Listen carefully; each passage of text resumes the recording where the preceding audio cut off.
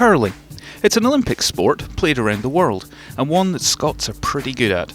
It's ancient too, widely believed to be one of the world's oldest team games. Originating in medieval Scotland, the game was exported to wherever Scots settled. But who made the rules for sliding a stone down ice with the help of two brushes? Well, that would be us.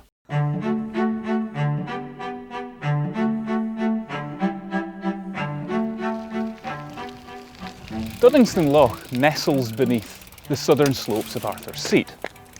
It's now a bustling wildlife reserve, but it was also the setting for one of the most famous paintings in Scottish art. The Skating Minister, attributed to Sir Henry Raeburn, depicted the Reverend Robert Walker. Now, Walker was the minister for Canongate Kirk, but he was also a very keen skater. In fact, he was a member of the Edinburgh Skating Club, which was the very first figure skating club in the world. But they weren't the only people to take advantage of the loch for sporting purposes. And just over the wall here is a secret garden that holds another piece of sporting history.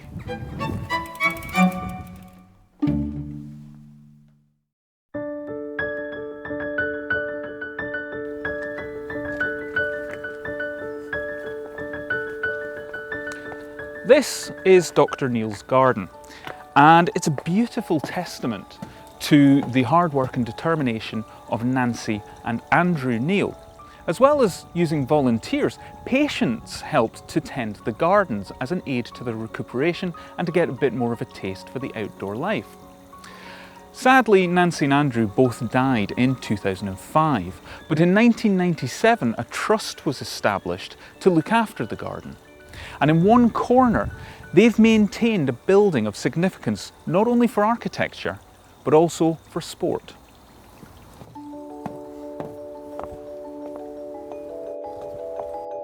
Thomson's Tower is a simple two-storey octagonal affair, but it was designed by the renowned architect William Henry Playfair.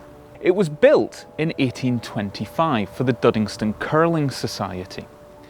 On the top floor they had what amounts to a club room with a fireplace and glazed windows, and you can imagine them sitting round discussing matters of the day, perhaps with a stiff warming drink. On the lower floor it was more open to the elements. The windows were barred but weren't glazed, and it was here that they stored their curling stones. But it's earlier that the importance of the Duddingston Curling Society comes into play. In the early 1800s they drew up their rules for curling. These rules were printed and distributed amongst their members. From its members they went around Scotland, and from Scotland they went international. The Duddingston rules of curling still form the basis for international curling rules to this day.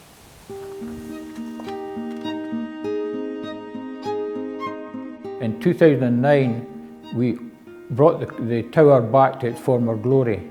We made a chamber upstairs which was an interpretation centre for telling you the story of the garden and the tower and curling. And downstairs here, as you'll see, a small museum of curling. Well, all during virtually the whole of last century, it was in real disrepair. And this was open to the elements, because obviously the temperature had to be the same as outside, or you'd be putting your stone through the ice. We have Canadian curlers that come every 2 years, and they come to compete with Scottish curlers, and they bring with them a replica of Thomson's Tower in a glass case. Now, they've been doing that for years before it was restored, and they bring that, so it just shows how important internationally is the tower. And do you think there will come a day where we'll ever see curling on Duddingston Loch again? No. They talk about the ice age, but it's warming, it's not going colder.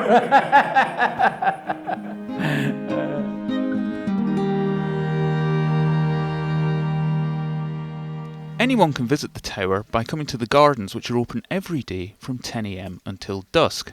When you get to the gardens, you'll find a place of peace and tranquility, and I cannot recommend it highly enough.